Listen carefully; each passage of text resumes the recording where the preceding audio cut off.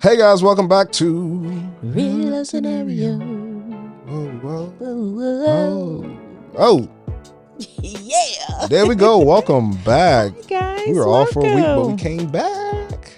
Back better than ever. Back with the jump off. Welcome to Real Love Scenario. If you haven't been here, welcome to join the Real Lover Gang, which you want to be a part of. Make sure you like, subscribe, comment, do all the things. Follow us. Free to you means a lot to us. We would really appreciate it. I was doing all these moves like he was spitting bars because those is bars. I'll be spitting bars. Welcome. I'll be spitting bars. Stay a while. Join the gang.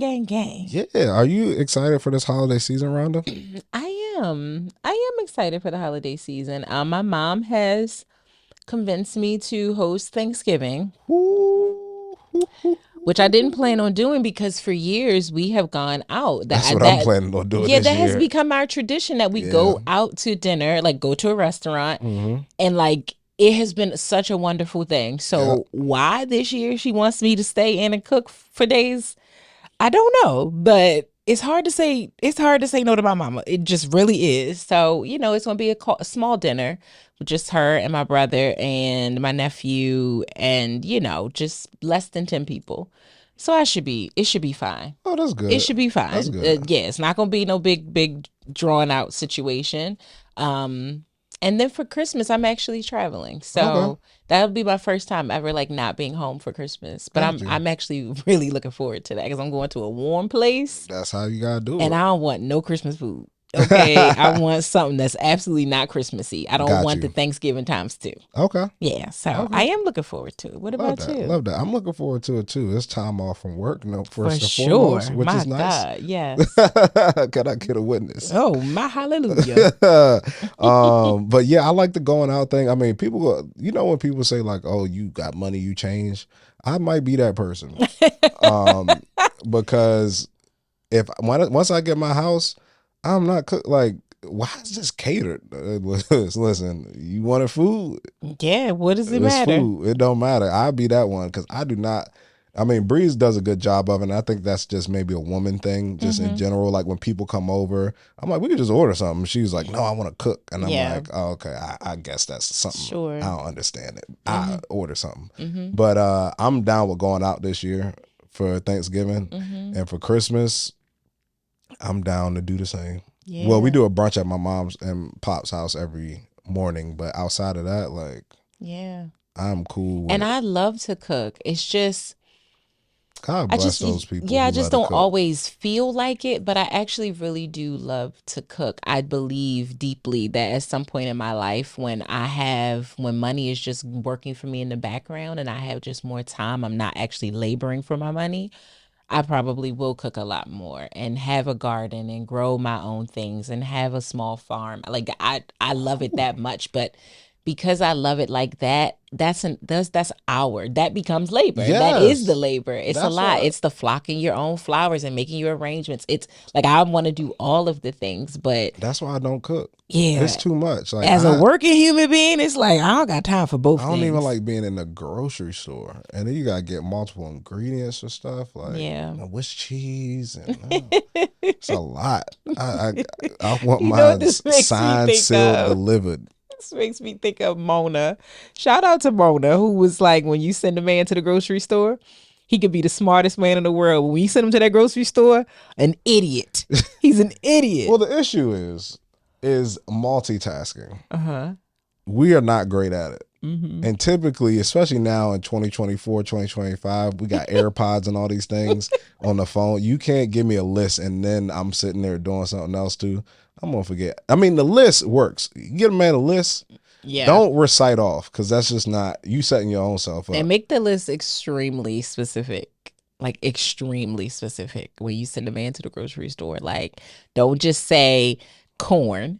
You've got to say like fresh corn in the produce section because you can get canned corn. You could get frozen corn. He will literally bring corn in a house that has never been in y'all's house for years. And you just be looking like, why would you bring canned corn here when you've never seen me cook with canned corn? He gonna be like, I ain't never seen you cook with corn ever. You got to be super specific. You I had cannot Bree send a man. switch up and do it one time, like, because I always get stuff. I'm the person who runs out. She stays home most of the time. I run out and grab stuff. Yeah. So occasionally I get stuff wrong. Mm-hmm. It just happens. Sure. But then she started doing some stuff, and I'm like, yeah, you should run out sometimes. She's like, I'll grab stuff. And then she was forgetting stuff, and I'm like, yeah, it's not as easy as it looks, is it, huh? Yeah. But I've definitely forgotten stuff. I had to be specific, like you said. You got to be super specific. Angel soft toilet paper. Don't just bring any. I don't want no one ply in here. And I'm like, I can't use this. Because she just grabbed toilet paper or paper towel. And I'm like, there is a difference. Oh my gosh, yes. Between the toilet paper specifically, my God, my God, yes. Oh Jesus, I am a little bit of a brand snob when it comes to lots of things. Oh, for sure. But toilet paper and toilet tissue, I mean, paper towels and toilet paper. Come on, very, very specific. Very, very specific. Yes, very, very specific. Thank you for joining us on our rabbit hole that we just dug ourselves in. We're back out. So speaking of our real lovers, we want to shout out Lisa Powell 233, who commented on our one post. Bree was so excited when I told her she listened to the scenario. She was like so tickled by it that we were helping a like teenager. High schooler. Aww. And please let us know like how things are going and what it's like. You're about to go on break and everything. So yeah, just let us know. But Lisa Powell said, this was an excellent episode. I have a 16-year-old daughter who has had her first love, first heartbreak, and many boys in between. Thankfully, she has a good head on her shoulders. But as you all spoke about, the young puppy love is definitely real to them. And I acknowledge that for her, and that helps the situation. But all the hormones, does he like me? Does he not like me? Why isn't he talking to me? He talked to me on the phone last night, but in school doesn't talk to me when we see each other in the halls. It's confusing and it's frustrating, but y'all gave good advice. I want to share this episode with my daughter, so thank you for advising this young lady. So welcome. We appreciate that. We all been there. And that's why, as much as when I first saw the scenario, I was like, what is this young lady doing listening to this podcast? I just really thought about it because we do start to feel those feelings when we're kids. We really do. We get it. Most of us get into our first relationships in high school. That's just, it is what it is. It's very real to us. And it's important that you start learning how to navigate those feelings and those experiences as young as possible. So I'm so glad that Lisa is going to share this with her daughter, and it resonated with her. That's amazing. So you're welcome, Miss Lisa. We hope it works out with your baby girl. We hope so. Awesome. So for our real life love scenario, we're going to go to Sierra and Russ, and we've talked about them before. Yes. And I've talked about how I broke their relationship. I feel like I have a part in that, and you did. in the love. But I want to talk about this. So Sierra was on the Kelly Clarkson show, and she talked about her relationship with Russ. And I want to focus on one of the main things that she said was basically saying that she knew Russ was the one after their first date. So she said after the first time they met, she said after the first time we met, we both did the same thing. He told his friend on the elevator going down, she's the one, and I called my best friend Yolanda, who was my matron of honor, my makeup artist for legitimately 24 years, my best friend, right hand, and I said, Yoli, I don't want to jinx anything, but I think, and she goes, he's the one, and I go, yes.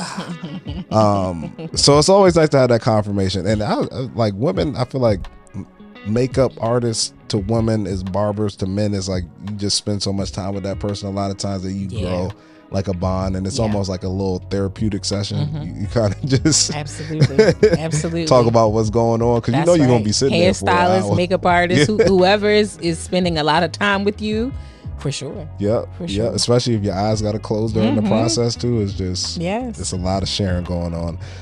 But I wonder if that's who I saw when I met her that one time. But anyways, I just thought it was interesting that I knew from the beginning. I knew when I first met them. Have you ever had, I know that you're not married right now, but you've had some long-term relationships. You had some short-term relationships and everything in between. Sure. Did you ever get that feeling with anybody that I think this person could be the one? Nothing that comes to mind that this person could be the one. Now, I have had really strong feelings after the first date. Like this feels special, like I really like this person. And I hope that what we just experience is like reflective of what will continue to happen. But I don't know that I've ever felt like this is my husband. I don't know that I've ever felt that way. I look forward to feeling that way. And truth be told, I don't need to feel that feeling after the first date. It would be nice. But I think I think when you tell the story in reverse, like she's telling it, it works, right? It's like, okay, he wanted up being the one. He wanted up becoming her husband, and they've been together for many, many years now. But when you first meet someone and you feel that off of the first date, and then you call people and you tell people like, I feel like this person is going to be my husband. I think most people, even if they're like, oh my God, that's amazing, that's so cool. But most people realistically, whether it's your friends, your family members, or maybe even your trusted therapist, is going to be like, relax. Relax. Calm down. Slow it down. That's just take your time. You know what I mean? Like, because I think it's just not you haven't received enough information to truly know. All you have received is whatever happened in those hours and hours, which I feel like I remember seeing this interview. She talks about like they talked for hours. I think they like didn't even eat. Like the food came and it just kind of sat there because they just kept talking and talking and talking and talking.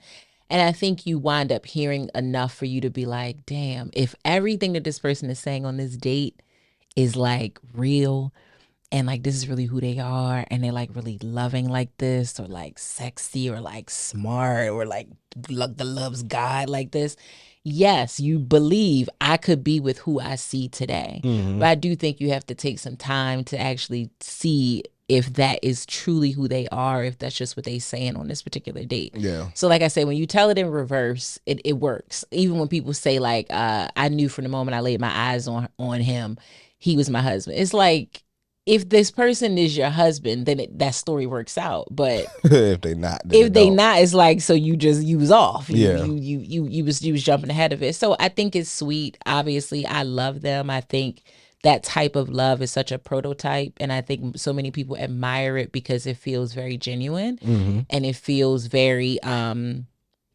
like loving. It seems like love is abundant in that relationship reciprocally. Like he dotes upon her, she dotes upon him, they dote upon the family that they've created. They both seem to really love God and be committed to that, and so that's what makes that relationship so aspirational. So anything they share about it, it's like oh my God, yeah. But I've never felt like this person was the one. I have felt like, oh, I want to explore this more, this feels really special. Got you. Yeah. What about you? Did you feel this way after your first? So not your first time meeting Brie, not the first time, because I know that you didn't necessarily feel it then. When you reconnected and you dated again the second go round, did you feel that after like that first real date? I know I felt something. To say the one, I don't know. I think maybe I felt the same thing that I felt the first. So the very, very first time I met her, I was like, she different. I didn't know what it was, but it was like, she just different. Like in a good way though. Like I didn't even expect to like her, but I was like, yeah, I like her. She different. And then the second time around, it was like, I really like her. And it's like not knowing, I didn't even know why yet. Yeah. It was just something about her that I was like, I really like her. And then as, you know, we're married now, so it ended up all working out. But it's so funny that the person that connected us and hooked us up told Bree before she met me that she found her husband. So she knew. Jordan got the main line to the Lord. She be knowing stuff. So she knew, but yeah, it wasn't this like, I know she's the one. And I think it was more just through experience, placing that expectation on somebody was just a lot. And I also think in this situation, specifically with Russ and Sierra, and I don't know, so I'm just guessing, and I love them and everything. Would love to interview them, talk to them, anything like that. Yeah. But I think both of them were public figures prior to dating. So you kind of, not saying you know them, but you kind of have somewhat of like a little bit of a profile of who they are. Like in the NFL, you know, the money aspect check, like you don't gotta worry about that, right? You know, former relationships. Yep. It's chronicle the type of man that Russ is, out to the world, and who Sierra is so it's like you kind of have an idea of this person, and then when you actually get to sit down and have a conversation with them, and it is like synergy, there's a lot of things that you kind of already know that you could possibly say like, I think this might be the person, right? Because I'm sure when you're dating as a celebrity, you're dating other known figures, right? So really, when you're sitting down and dating and actually conversing, you're really trying to judge chemistry and values based outside of what their persona is. So it's like, I can see in that area why you might be more inclined to be like, oh yeah, I feel like this person could be it. But just meeting somebody for the first time, I think that would be hard unless you just have that like lovey-dovey like type of mentality. That's it. And I do have that lovey-dovey type of mentality, right? So but experience has taught you. Yeah, you have to just temper it. You have to just be mindful. It doesn't mean that the person's inauthentic. You just need more time to actually measure if they are or if they are not. And I do believe in the whole seasons thing. I don't think you have to actually go through the calendar of seasons, but I do think you have to have an experience. You have to experience seasons, different temperaments. The dynamic has to be put through some things, not crazy things, but like, how is it when things aren't as exciting or as happy, or everybody's not looking perfect, or you see me with my wig off? Like, are you cool with it all? Like, what are you like when Russell has a bad game? Like, can you handle that energy? Can you handle whatever that looks like? I have no clue what that looks like, but what if it looks like I don't want to talk for the day? I get back home, I don't want to engage. When you're used to him being like, oh, baby this, baby that, baby that, can you actually handle all of that? So I think you have to experience everything in order to truly know, like, oh no, like this is actually the one. Like I don't like when we fight, but I like how we recover from fighting. Like it's you got to see all of the things to really know, even the family dynamics, like seeing them with their family members, whoever those are, if that's him seeing Sierra with her child at the time, or her seeing him with his mom. You know what I mean? Like, I think you want to see all of that so you could be like, damn, like it's not even just how I feel when I'm with him. It's like I watch him be an amazing son, and I'm like, oh Lord, I'm looking forward to that feeling. Trust. I'm very much looking forward to that feeling. And I have actually had that feeling once I got into a relationship with someone. Like, watching my ex be a father was a beautiful experience. How much specifically his daughters, he had girls. And so as a girl who didn't have a dad, it was like watching him do that healed me in some ways. It was just like, wow, this is so special. Like, how much they trusted him, how much they were playful with him, how they would Jones on him and vice versa. It was, so you see all of that. And that is really what's like, yeah. So that's why I believed I was going to marry that man. It was actually seeing it. It wasn't off the first date. The first date was amazing. And I remember it very vividly, but it was all of the other things. It was everything that made me be like, okay, he's going to be the one. And still, he wound up not being the one. But such is life. Yeah. Such is life. But yeah, we all want the Russ Sierra experience. At least most of us do. I definitely do. For okay. Sure. Sign me up. A man that is clear, that knows, baby. Sign me up. Okay. All right. You ready to jump into our real life scenario? Ready. Let's get into it. We hear from a young lady who says, I'm 23 years old and currently in a 3-year relationship with the person I thought would one day be my husband. See? Okay. We just talked about that. Yes, we did. We have had far too many relationship issues to go into detail about, but about 10 months ago, I broke up with him due to a mistake he made, which ultimately led to him making an even bigger mistake. I was crushed when all of it went down, so I started seeing a therapist to help me heal and navigate my feelings. 3 months later, we had a talk that ultimately made me decide that I wanted to put everything in the past and try to make things work. We started going to couples therapy together, and things were okay at first, but as I continued to do the work on myself and work overtime trying to repair our relationship, I have realized that this is not the person I want to spend the rest of my life with. I love him so much, and I honestly can't picture my life without him, but I feel we are too far broken, and I'm tired of working so hard to repair us. What is the best approach to ending things with him? Well, thank you so much for writing in. We appreciate it. Thank you so much. We really, really do. All right, where you want to start, Rhonda? Where do I want to start? You know, do we need to define mistakes? I think we do. I think we do need to. Let's actually start right there, because I think we can get straight to that and nip that right on up in the bud. On what a mistake actually is, especially a mistake in a relationship, because I think people like to minimize what they do, what they choose to do in relationships by calling them mistakes. And usually I hear the term mistake used for cheating. Okay. And cheating is not a mistake. Cheating is not a mistake. So what's a mistake? What is a relationship mistake? Let's actually look up the definition of mistake. Yeah, let's look that up. Because girl, what? A mistake, an action or judgment that is misguided or wrong. Oh, well, okay. Well, maybe cheating is a mistake based on the definition of the word. Read it one more time. An action or judgment that is misguided or wrong. Okay, so then maybe it is a mistake. A mistake is also another one. You know, Google now has like the AI version. Whenever you type something in that they put up, I like that too. Just summarize it for me, so I don't have to go down into them links. A mistake is an action, decision, or judgment that is wrong or results in an unintended outcome. Okay, so then it is a mistake. Was it unintended? Maybe the result was unintended. The choice of what you did was very intentional. Cheating is, and girl, we are literally just saying this is cheating, because what else do that would make you break up? For sure. Like, and is it a mistake once they're not together no more? No, it's not a mistake. Because she said we broke up due to him making a mistake, which ultimately led to him making an even bigger mistake.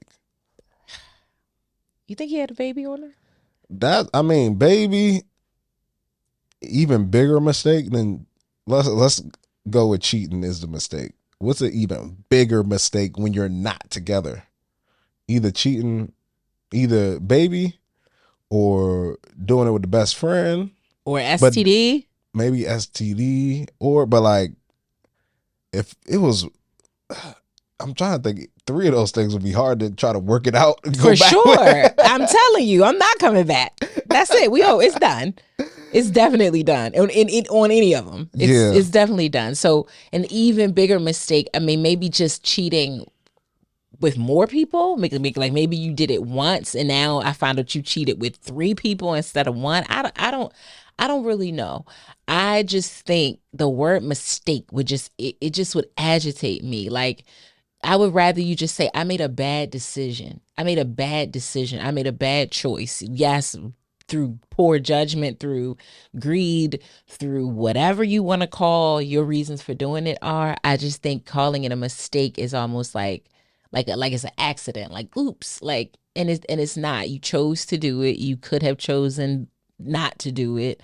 And yes, I guess it is a mistake. Like, you should not have done that. Yeah. But I do think that the first step to being, if you do want to reconcile, is just being honest about what happened. Like, not using terms that minimize or downgrade what happened. Like, not saying you should call yourself an idiot, but I made a really, really poor choice. I was stupid for doing that. I should not have made such a bad decision to step out on you, because as we've talked about in previous episodes, infidelity is such a blow to the relationship, because it just unravels so many things. It's not just, oh, you cheated or you slept with someone else. Because no, you had to lie in order to do that. You had to be deceptive in order to do that. You had to tell me something. Oh, I was here when you really weren't there. So it's a lot that comes with cheating that's not just easy to get over. Yeah, when cheating happens, it's such an unfortunate outcome because it glosses over what could have been a healthy way to resolve the issue. Yes. Because it's like maybe there are things, not necessarily that push you to cheat, but that created distance in your relationship. But if you're the one that cheats, that overshadows what that other person may have been doing, because most people acknowledge that no matter what happened, doing that act with somebody else or cheating on them isn't the answer. So it's like you might have been right in feeling not valued, not heard, not cared for, not paid attention to, but because you now then cheated, that is now all overshadowed and not even looked at as being a priority because you cheated. Yeah. But I have a question for you regarding cheating. It made me think. All right, we acknowledge cheating is bad, right? Yes. Or we're talking about worse versus worser. Worser? Worse, more worse. More worse? Yeah. Yeah, y'all know what I'm trying to say. Which is worse? If somebody has a mindless act of cheating, like physically saw something I like, boom, cheated, whatever, no emotional attachment, or there was an emotional attachment with a person, they got deep into like kind of having this other relationship thing, and then they cheated, right? And let me give you my thought process behind this, because I think the obvious answer, people be like, oh, like that emotional attachment thing is the worst. Yeah. But I started thinking about it, I'm like, at least if it's like an emotional thing that you end up liking somebody and then it moves to physical, at least there might be a signal of like something went wrong with us and you reached out to somewhere else to get this feeling or this like void that was being lost. And maybe there's some way we can repair that void, because that was your connection with that person, was that emotional level of things. Yeah. And you weren't getting it with me. So you seeked it out with somebody else, and that's what connected the physical and the cheating and stuff like that. Yeah. If you just physically saw something, couldn't control yourself, and went after it, and there ain't no emotional attachment, I feel like that's probably harder to regulate, right? That's less of like, you didn't give me something. It's more, I just can't control myself when I see something I like. I feel like the emotional one would be harder to come back from, but I feel like the non-emotional one would more be something that seems like it would happen again no matter what you do. Yeah. What's your thoughts on that? It's so funny, right? Because I think if you had asked me this question maybe 5 years ago, just 5 years ago, I would have said the emotional cheating what is worse to me, because you have now developed probably a heart connection to this person. And I do believe that humans are capable of having romantic love for more than one person at the same time. And so now you've put me and this person in your mind and your heart at odds, and you are likely torn on where you really want to be. And like if I think we're in a relationship, or we are in a relationship, but you are having an emotional affair, it's that's just something that's too far strained. Where the physical part, like, yes, you just saw somebody that you liked, you reacted off of a carnal decision, and to your point, it's harder to probably regulate, because you'll likely see more people that you're physically attracted to, and do you truly have the discipline to not do that? I would have said emotional. Today, I don't know that I think one is worse than the other. I don't know. I can't actually answer that question, because I think they both represent a person that lacks discipline, a person that lacks emotional intelligence, and a person that lacks the ability to truly commit to the relationship. I want you to love and like me, Rhonda, for me and what I bring to you and all of the things. But more importantly than that, I want you to commit to this commitment. I want you to be locked into, I want to protect this union as long as I'm in this union. And so that means that I will do nothing to defile that, including myself. If I say to you day in and day out, it's just you and I, and it's a monogamous situation, even in bad times where there may be deficiencies in this relationship, you will still honor the relationship. If you want to sleep with someone else, if you want to develop feelings for someone else, you will do the right thing and discard of this relationship before you go and do that, because you have that much honor for your word that you gave to this commitment, whether it was with me or anybody else. And so today I feel like they both are egregious, and it would be hard to come back from either, because to me, you lack discipline, period. You don't know how to be able to say, hey, listen, I feel distant from you. I don't feel like we're clicking. I feel like I'm losing your attention, or you're not paying me enough attention, or you're too locked into your job, or we on the phone, whatever it is that's causing an emotional deficiency. I want you to be intelligent enough, and I don't mean like you're stupid. I mean emotionally intelligent enough, or us to be locked enough to come and tell me that. Like, have that conversation with me instead of being like, well, I'm not going to tell you. I'm just going to go get it from somebody else. I get that. Yeah. But we passed that. He did it already. He did it already. So we got the two. I just feel like if you were trying to reconcile, yeah, that the person being like, oh, you haven't done nothing wrong. It's not you. I just couldn't resist, versus I've been trying to get your attention. I've been trying to talk to you about this. Like, you know, you've been working so much, and I feel like you haven't been paying attention to. Like, I feel like that when it comes to, if you had those two options trying to reconcile, that one, at least to be able to work through, and this is the reason, this is how I felt, this is what pushed me through this is how this all happened, might be better for reconciling than like, you do nothing. Like, it was just hard. I mean, you know that what I'm one is more saying? childish to me. The carnal cheating is just more childish. It's just more immature. It's like I couldn't control myself, and it's like I would be more nervous about that, because I'm like, so what stops this from? Yeah, because you see in a lot of those situations, I do this for you, I do that, I do anything you want, and you still, and it's like, because it wasn't about that. It was about somebody just seeing something else and they just go ahead and do it. Versus, like, you did something to push me away, or you weren't treat me as a priority. Not saying it was okay, but I feel like at least knowing a reason, like, makes it like easy, I guess, maybe easier to reconcile, versus like just mindlessly, carnally, just because I just wouldn't trust it. I'd just be like, you just can't control yourself. Yeah, it's hard. It's so hard for me to see one worse than the other. To be honest with you, I know not those are worse, the two, but just easier to reconcile. Yeah, I don't know, because you've now developed a very strong emotional connection to somebody else. How easy is it for you to truly cut that off? Like, especially when usually, and this is as a person who's been a side chick. Okay, it's coming from a person who's been a side chick, so I know that sometimes that lane, it looks perfect. That side situation appears flawless, right? Like, were you a side chick, or were y'all all sides? You know what I'm saying? Like, no main, just all sides. Because I feel like sometimes there'd be situations where it'd be like, oh, I'm the side chick, but it's like, nah, y'all all sides for real, because he ain't really committed to none of y'all. No. It was definitely a side. Oh, okay. Yeah, it was definitely a side.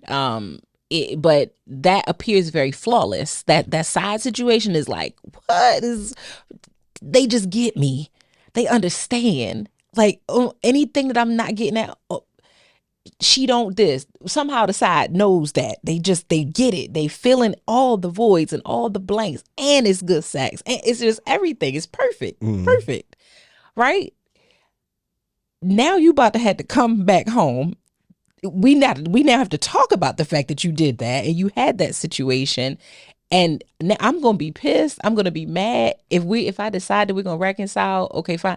That's gonna be a hell of a journey for us to reconcile. It's gonna be some rough days ahead when you still got a whole situation over there that you could probably just. It's just a moment. This is the plot of Best Man. You hope so. This is the plot of Best Man. You hope so. The first Best Man. She just needed someone to love her. Yeah, you hope so. Hold her. You hope so. That's all I'm saying. But you just might find yourself over a balcony. Yeah, I'm telling you. Yes, what I'm saying. You hope so. You really do hope so that they could just cut it off. It's a moment. But we are now about to go through probably even a rougher season than what pushed you to go do that to begin with. Now it's going to be even rougher in here, because now you're telling me, oh, I went and did that because you didn't pay me no attention.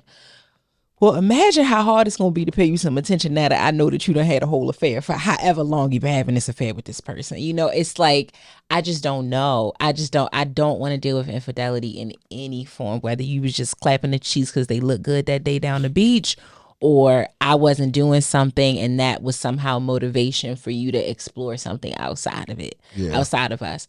I don't know. I don't know. I even used to say that I believe that I could recover, like I could reconcile after infidelity. I don't know It'll be now. extremely hard for me to do that. Yeah, it's just, I don't, because I think part of what goes into it is not only that they did the act, but then you start to think about all the things you've invested into that relationship. Yes. Maybe you invested into them, some of the things that you had to put up with, and it's what's that word? Audacity. For sure. Like I've been cheated on and found out some of the wildest things that, and it was an emotional affair, like buying us the same thing for Valentine's Day. You know, like that's, dude, like quite literally, like what? Like so what makes me, like you just asked, were we both sides? When you start to lay out stuff like that, that's what it looks like. But we were truly in the relationship. But you are out here treating this person the same way you're treating me, and then you want me to be like, I'm the special one? Am I? Because, like, I'm not sure what upper hand, quote unquote, I have in this situation. So this is why, like, infidelity is just a no for me. I don't care how you did it. Again, whether it was just sex or now, or you're basically in love with this person. If that winds up happening, babe, go ahead on. Let's just call it what it is. I can't because I probably am not mature enough to not ruminate and think about, like, how could you do this? Like, how could you do this? I can't, because I don't want to give my body to anybody else if I'm in a relationship with you, no matter how fine he is, no matter, like, I just don't. Or how much you aren't doing something. I would rather just let you go. Dude, you not showing up. We done. I love you, but we done. Yeah. I'm not going to keep talking to you till I'm blue in the face. I'm not. It's just not appealing to me. Nope. And for those who like, I'm not blind as a man, right? I see women, think they're beautiful, see women, nice body, all those things like that. But I would equate it to $1 million. I want $1 million. You want $1 million. Why won't you rob a bank for $1 million? Consequences. You look at that and say, is this not worth what it takes and what the consequences could be to get that $1 million? So it's not even appealing to you. Nope. It's not even attractive to you to rob a bank to get $1 million, because you're just not willing to face those consequences of what they could be. Yeah. Right? Yeah. And that's the same thing here. It's like, yeah, not saying $1 million wouldn't be nice, but not like that. Nah, like, it's not even appealing, because at what cost, right? Yeah. And especially when I got money in the bank, you know what I mean? I'm good. Yeah. So it's like, it's because you can't access the bank when you in jail. Nope. You can't keep your debit card while you're in there. And guess what? The money that you had before, you can't access that no more either, right? Nope. So it's like, you go out and make that mistake, and then you done lost the future one and the one you had already. That's right. It's all gone. It's just not worth it. All of it is gone. And then when you talk about, like, when I just said, like, it just would be hard for me to come back from it, you think about the term, like, when people get divorced, irreconcilable differences, and it just simply means that it's something that we don't think we can resolve. Like, the issue is so severe that we can't actually come back from it. Are there any other, like, what you would believe are irreconcilable things that can happen in a relationship other than cheating? Like, something that you're like, I can't not come back from that. Yes. Lying, first, habitually lying is something. So that's like a group of, like, just over time you show yourself to just not be truthful. Because if I can't trust you, I mean, this is a non-starter. We can't. If I can't rely on you, if what you're telling me isn't honest, or I can't believe your word, like, we just can't. We can't do this, because you're supposed to be the person I trust more than anything, that I can rely on more than anything. That if you said something happened, it happened. If you say you got my back, you got my back. Like, if you can't do that, I can't do that. Things around money, which I think still goes into lying and, like, deceit and all that stuff. Like Yeah. I can't. We're supposed to be building together and growing together, and this is a partnership. If I can't trust my partner, you know what I mean? It's like, what are we doing here? Yeah. Like that's kind of the foundation of what we have going on.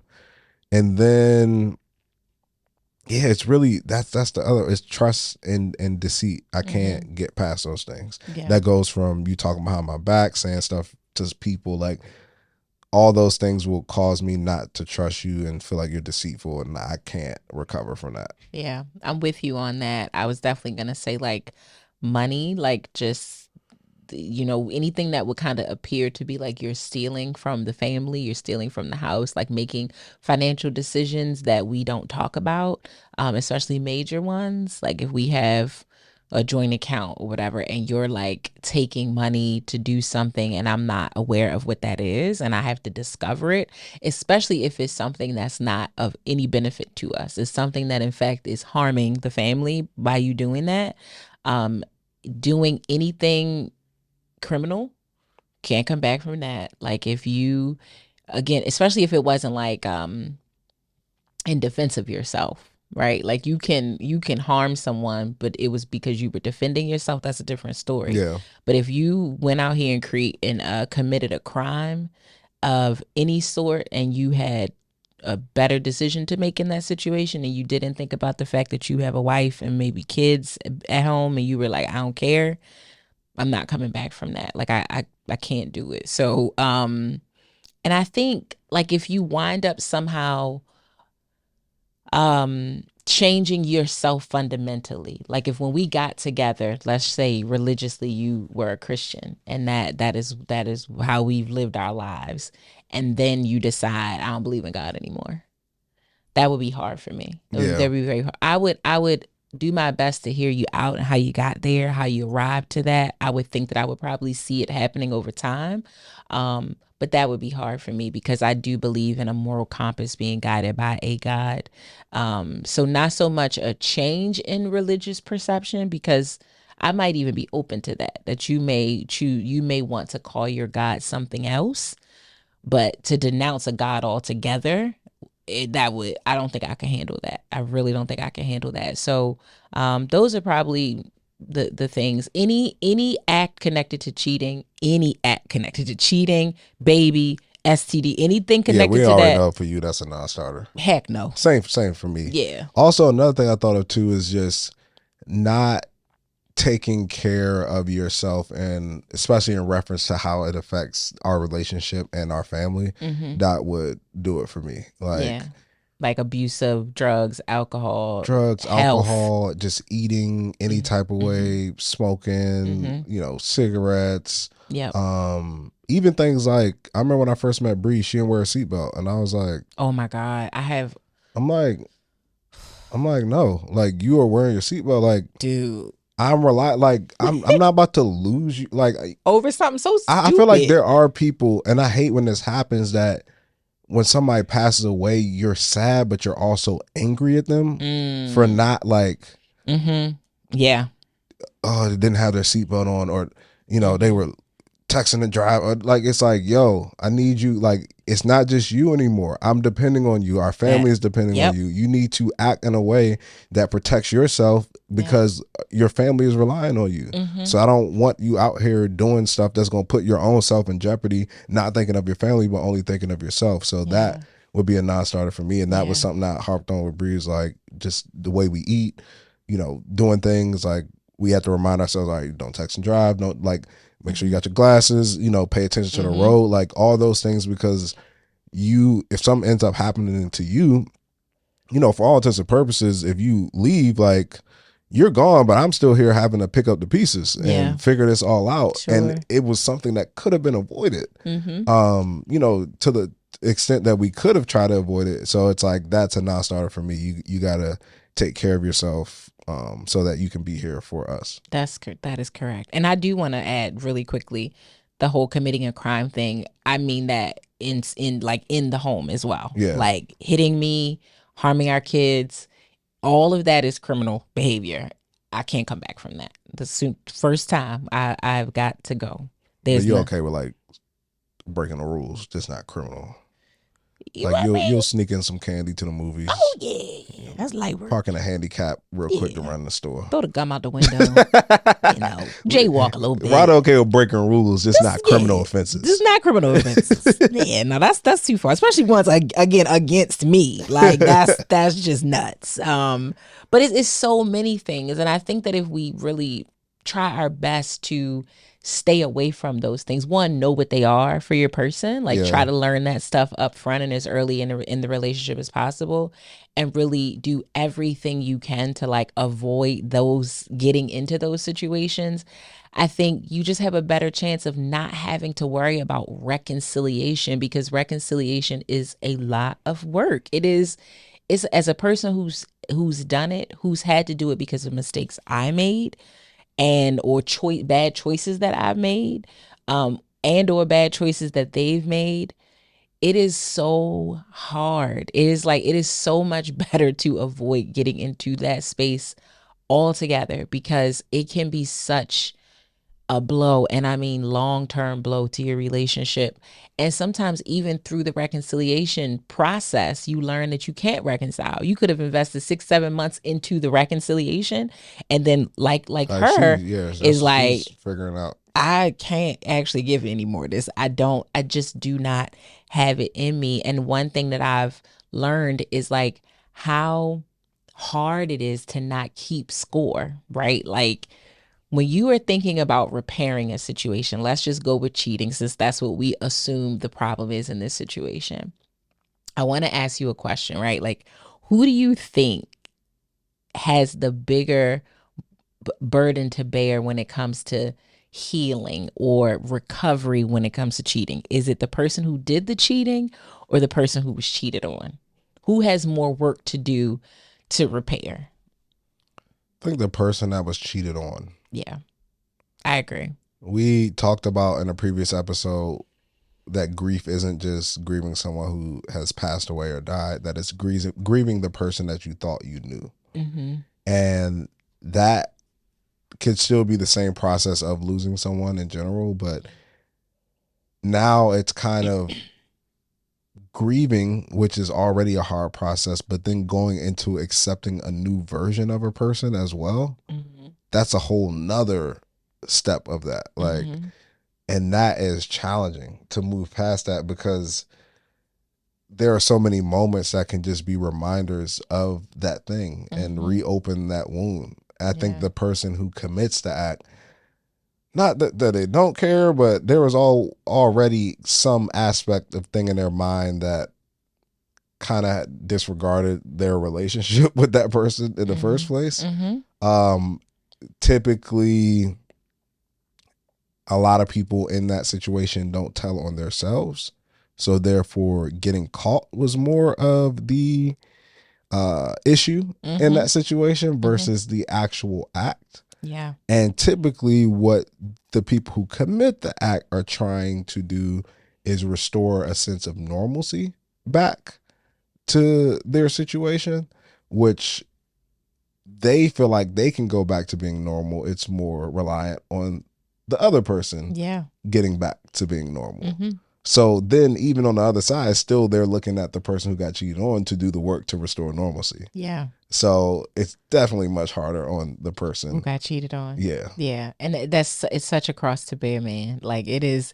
And you talked about Best Man earlier. You remember like when, I can't remember Morris Chestnut's character's name, but when he was reading the book and he's like having the visuals. It is like, what? Like you really, even when you are trying to not think about this stuff, even when you are really trying to be like, okay, he said it's different. Therapist, even if you now going to therapist said, and he's doing everything he needs to do. Sometimes you fall back into like really thinking and playing out what this person could have been saying to this person. Like if you have read messages and that's how you found out about it, and you're literally reading the exchanges of like, oh wow, like you can't forget those things. You really can't forget those things. You can just do your best to try to forgive it and hope that it never happens again. But I do think so much of the work is on the person who got cheated on, because even the person who did the cheating, their job is to, one, show you that they can be trustworthy. So if that's literally opening up things, you got passwords now, you got my location, whatever you need to do to know that like I am where I say I am, you can now trust me. To me, that's like the most that you can do, and give your word that you're not going to do it anymore. Like that's all that you really have to do. Me having to like really believe that it's hard, because to me you're almost going against your natural feeling. Your natural feeling is like, whatever. No, you're not. You lied for 6 months. You lied for 2 nights. Whatever you did, like you were so deceitful and conniving and sneaky. And it's like, I love you and I want to get over this, but ooh, Jesus, the visions. Oh, the visions. And especially when people cheat, it's like you're in proximity of your normal activities most of the time. So whether it's somebody at work, whether you go out and it was somebody you met out, like now every time you leave the house and going out, like that's crossing my mind. Or every time you go to work, it's crossing my mind. It's like, rarely is it some random person, or you were out of the country, yeah, or anything like that. And then in that case, there probably would be a very, very low chance of you even figuring, that. But it's typically proximity. Yeah. And it's sometimes a neighbor. Yeah, listen, it was a neighbor for me. Crazy. Right upstairs. Oh, Jesus. Oh, God. Lord, send my man, please. So, please, God, I'm tired. So yes, I think the keeping score is a real thing, and it's hard to not do that. But I think that if you really are trying, right, to get over it, you do have to just do the work to get there as quickly as you can, but in a proper way, and not be so tit for tat in the process. Like if you really want to open your heart to taking someone back, forgiving the quote unquote mistake or bad decision that they made, I think you have to be really honest with yourself, both of you, that it's going to take some time to get through that. But I think more than anything, try to not have to go through this process at all. When you out here moving and you have committed to somebody, that moment of getting in those jams is absolutely not worth it, because that reconciliation may literally yield exactly what this real lover is going through, which is, I can't actually reconcile. You might hope, you might think, if I have sex with this girl tonight and my girl finds out about it, she'll probably take me back. But what if she doesn't? Is it really worth all of that to you? Is it really worth you not feeling like you have any more privacy? Is it really worth her being like, you know what? You was out with JoJo that night and I told you I don't like him. Now you can't be friends with JoJo. Is it really worth all of that? It's not. I really want someone who is thinking like me when it comes to this type of thing. Like in my day to day, you know what? I can't go there. I can't do this. I can't talk to them because it's going to put me in a situation where I might make a bad decision. And I'm just not doing that because I don't feel like having to reconcile. I don't even want that. I wanted all my mistakes to be something as simple as, baby, I'm sorry I left the milk out, and I gotta go get some more milk because it's spoiled because I left it out all day. Though that's like the highest level of mistakes I want to be dealing with in my relationship. Like, oh my goodness, I forgot that it was your mother's birthday yesterday. Let me call her today and send her some. Let me apologize for stuff like that. Not, I slept with the guy, my husband, and I'm sorry, and I still have to work with this man, and I need you to just forgive me for that. Like, I don't want anything to do with that. So she has now done all of this work. She has been trying to do all of this work for a 3-year relationship, and she's come to the point where she wants to let it go, and she doesn't know how to approach doing that. Who breakups? I mean, she did it before. Yeah, but she probably ain't really mean it before. Oh, okay. Yeah, those are easier. When you just like breaking up, that little temporary one, like, I'm done. Oh, so it's probably that situation where you told him that's what you need. He's been trying to put in the work with you, but now you're realizing after the work is put in, you got to break it to him like, yeah, I know you did all this therapy with me, but I'm done. I don't want to do this anymore. Yeah. If possible, I don't know if this is good advice. Because is this bad advice that might work? No, but I was saying, can you do it in your therapy session? Ooh, you probably can, but I think you probably would need to tell the therapist ahead of time. I would think that, so that they can know that that's what would be going on. Because I think that it would be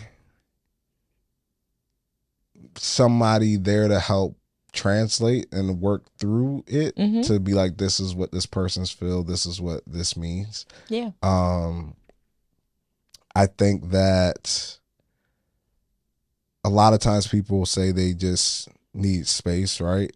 After this, like, I'm breaking up, like after going through this, understanding more about you, understanding more about me, like, my feeling is that this may not work. So I think we should just take some time to just kind of do our own thing, and maybe do have a check-in point to where it's like, see how we feel. And it's like, if you really, after this time, feel like I'm ready to walk away, then you communicate that. Because it seems like, although the person made some big mistakes, the fact that they are going to therapy with you and all that stuff is showing some effort, I guess, of them trying to reconcile. So, not saying that they get points for that, but maybe, a true explanation for why you're looking to walk away, definitely, because, they don't have to go to the sessions with you and all those things like that. Yeah. But I would say, once you do decide to walk away, I recommend cutting off all communication and any visual, anything, like blocking on these platforms, blocking on social media, email, because people get tricky when you block them. They try reaching They'll a lot of find different all the ways. ways. Blue Sky now, everything, X, it don't matter, whatever it is, just block them, because you don't need that reminder of that person. And I would encourage you possibly to still continue therapy on your own, so that you can figure out your own thoughts, your own emotions, your own feelings. Because that's the thing, is that although, like, it's not making I say a lot of different things. Deciding to be in a relationship with somebody is a very intentional decision. And there is a reason why you do that. No matter how bad it was, no matter how toxic it may have been, no matter if the person cheated, there was a reason that you decided to become official and exclusive with that person. And although there are aspects that you might be like, I don't see a future with this person, there are parts of that relationship that you're going to inevitably miss. Yeah. Right. And you have to protect yourself against what was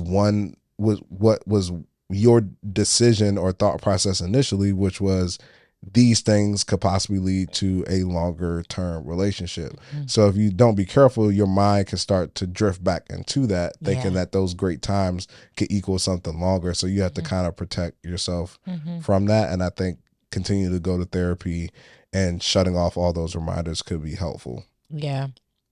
I do think you need to be super clear about the decision, that you really mean it this time. That you really, really want to be done with the relationship. And once you know that for sure, and you have your number one, maybe even 1 and 2 reasons why you know that this is not going to work, that is what you communicate. It could have been, in 3 years, you talked about 2 mistakes, but there could have been multiple things that have happened. I don't think you need to go in and kind of run down, we need to break up because in year 1 we went through this, because it opened with, I don't have enough space to even tell you all the things that have gone down. When you go to break up, same thing. You do not need to run down the laundry list of reasons why you want to walk away from this relationship. What are the 1 to 2 primary reasons why you're walking away? Even if the 1 or 2 primary reasons is, I can't do it. I'm not where I need to be to continue on in this relationship. I'm too hurt. I'm too broken. It's been mentally, it's overwhelming for me, and I just can't. And I would avoid, again, if you are sure about this decision, I would avoid language that leaves room for confusion and leaves room for the door to be opened again. Avoid it altogether, because if you're meant to be together, the universe, God, or whatever you believe in will make that happen for you. It's no need for you to leave that door open, because the person will literally latch onto that, like, oh, I just think we're good for each other right now. You say something like that and they'll be like, all right, cool, then maybe 3 months from now I can get her back, or 7 months from now I can get her back, or this is in 2 years. Just say, it's not working. I want to be done, and be very clear about that. I think it's up to you to leave room for a lot of discourse, like going back and forth about it, because 9 times out of 10, they're not going to agree with you. If it's your decision, they probably are not going to agree with your decision. And the last thing you want to do is go around and around and around on it. But if you do allow room for that, again, this is why you should really just have 1 or 2 reasons why you want it and land there. Why? Because this. But yeah, but really because this. Well, are you sure? Because da da da. Yeah, I mean, really, because this. If you keep moving the goalpost, changing the answer, you'll likely just stay in the same cycle of not really breaking up because you're not even really sure why you're trying to break up with this person. I totally agree with Dre that you should cut communication and you cut it as much as you need to. You can very well decide, I'm not going to call this person anymore. I'm not going to email them. I'm not going to follow them on social media. But if you allow them to still have access to you, you may not be as strong. You may not be able to not pick up that call. So if you have to block them, block them. I've talked to so many people who are like, that just feels so mean though. And it's like, it's not mean, y'all. Mean is picking up the phone and being like, hey, you so-and-so, you stupid. Didn't I tell you not to call me no more? That's mean. Simply restricting their access is just restricting their access. That's not mean, cold, or anything. It's just a decision. It's a decision to protect yourself.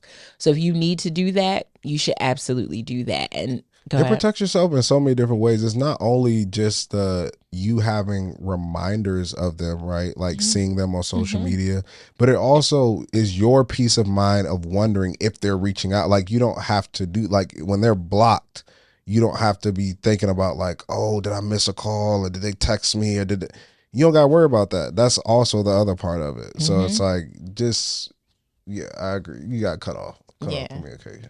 And the last thing I would say is like be respectful through the conversation, like really take your time and go into it that no matter what happens, you are going to maintain your cool. I'm not saying it won't be emotional because breaking up is hard. It's definitely hard because you thought that this was your person, probably. You really saw a life with them.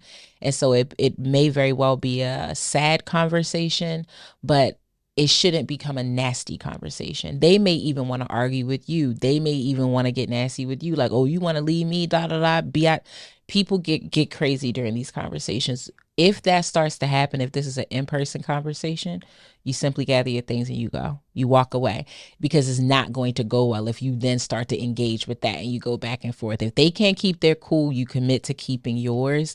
And if it goes left, you disconnect the conversation immediately. That's why I said the therapist thing. Like, if Yeah. possible, to communicate, that during a session. I think, like you said, definitely telling the therapist, and depending on the relationship that you built with that therapist, it can work in that way too, possibly. But yeah, I agree. It's definitely something that you just got to be decisive sure on about. and be sure about.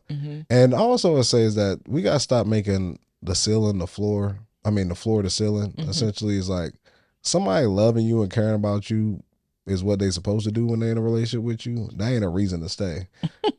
You know what I mean? That's the cost of admission. That's the bare minimum. Yeah. Right? It's like, stay. They just love me so much and they care about me. Like somebody telling you as the reason that they gonna stay with you, that they want you to stay with them, is, I just love you so much. You know, I care about you. I do anything for you. Yeah, that's what you're supposed to do, buddy. Yeah. Like that's what a relationship is. Yeah. It's all the other things that we're having issue with. Yeah. So I think don't let those things sway you. Yeah. Because you'll think, I don't know how old. She's 23, so I don't know how old he is. Oh yeah, so you're still young. Yeah. I just don't want you to get this idea that you won't find somebody who loves you in that way or who cares about you in that way, and you invested so much into this, and like those are all the reasons that people tell themselves to stay a lot of times. And it sounds like you may have went through that the first go around. But it sounds like even if you're asking that, you're still having some trouble trying to figure out how to work through or really push through those feelings and emotions. But I think that you stay true to the feeling that you're feeling. Like you're feeling the way that you're feeling for a reason. Yeah. Like believe yourself. Like, and I typically you get that feeling when you're not necessarily alone, but more in a sober place. Like, of course, when you're having a great time with the person, you want to stay. But then once you really start to think about it in a logical way, you start to realize like, this don't really make sense. Yeah. believe that and stick to that feeling. Like, Yep. even when, you know, the emotion starts flying, you got to stay solid on that decision that you made. When you really thought about it, you were sober and you came to that decision. Yeah, absolutely. Absolutely. I'll tell you this last thing that my therapist told me. You know, we have difficult conversations with people, and sometimes we struggle because we don't want to hurt their feelings. And he's put it so simply to me. You are going to hurt their feelings. Let it go. Like, every conversation is not designed to not hurt people's feelings. You are not like harming them in the sense of like stabbing them in their chest, you know what I mean? Like, but yes, sometimes you are going to say things to them that is going to hurt their feelings. It is not your responsibility to manage them. It is not your responsibility to heal them. It is your responsibility to simply communicate what's going on, how it's impacting you. You're not there to be malicious or go out of your way to hurt them. But sometimes what we need to say to people is going to hurt their feelings. And it's nothing that you could do to avoid that. Sometimes it's just going to happen. And if they are doing the work that they need to do, they'll manage, they'll get through it, because guess what? Your feelings are going to get hurt too. Like, breaking up with someone is painful on both sides. My feelings are going to be hurt even though I'm the one making the decision. Hell, my feelings are hurt having to make the decision. So then having to sit in front of you and tell you that I'm making this decision is all a painful experience. No one promised us that this life would not come with pain and our feelings getting hurt. It is what it is. And if we avoid hurt feelings, we won't get through into the things that we need to get to sometimes. It just is what it is. Stop with like constricting yourself from making important decisions because you're not trying to hurt people's feelings. It's like, you gotta get over that. You have to get over that. For sure. Yeah. No, I agree. A quote came to my mind. Don't you know when you read something, it's like, that's my favorite quote now. Mm-hmm. I don't know even if it applies, but I'm just gonna say it anyway because it's on my mind to say. Okay. And I like it. The quote was, "Everyone ends up somewhere, but rarely do people end up somewhere on purpose." Mm. And the way I think this applies just speaks to intentionality. Like, if you don't move in intentionality, you'll end up somewhere, right? Life will take you this place, life will take you that place, but rarely do people end up somewhere on purpose. And the people who do that move with intentionality, right? Mm-hmm. So it's just whenever you're making your decisions, kind of speaking of what Rhonda said, is just move with intention. What do you want out of a partner? Be intentional about that. If that person isn't giving it to you, then that ain't the person for you. Mm-hmm. That's intentionality. If you're just like, maybe I can squeeze it out of somebody who's shown me that they can't give this to me, that you're going to end up somewhere. Mm-hmm. Would it be the place that you want to be? Probably not. Yeah. So you have to move with a level of intentionality, and intentionality comes with sacrifice. That's big facts. The truth. Big facts. That's a big old fact. Well, listen, we hope we were able to help you. Please keep us posted on how the conversation went. I hope that this was very helpful to you and anybody that's going through that. I also want to give, this is a hard season for loss, right? Holidays is when it's hard. It's the hardest for people because this is a time where most folks come together in the sense of family love, romantic love, whatever. So I think breaking up in this season is probably even harder if you've spent Thanksgivings and Christmases with folks. And just to those of you that are struggling with that, even if you went through a breakup earlier this year, this is the time where it just starts to come up. Get with your support system, find your tribe, love on them, tell them that you need to be encouraged, you need to be called, you need to be texted. Be honest about how this season may be heavy for you, and don't act like something isn't bothering you if it actually is. But we really, really hope we were able to help you. If you have a real love scenario you want to write in, go to our website, relationshiprestore.com, click the contact button and tell us your real love scenario. Also, follow us on social media. I'm at Ronnie Cakes. Ashley Smith. And at Relationship Restored. We'll see you next time. Peace.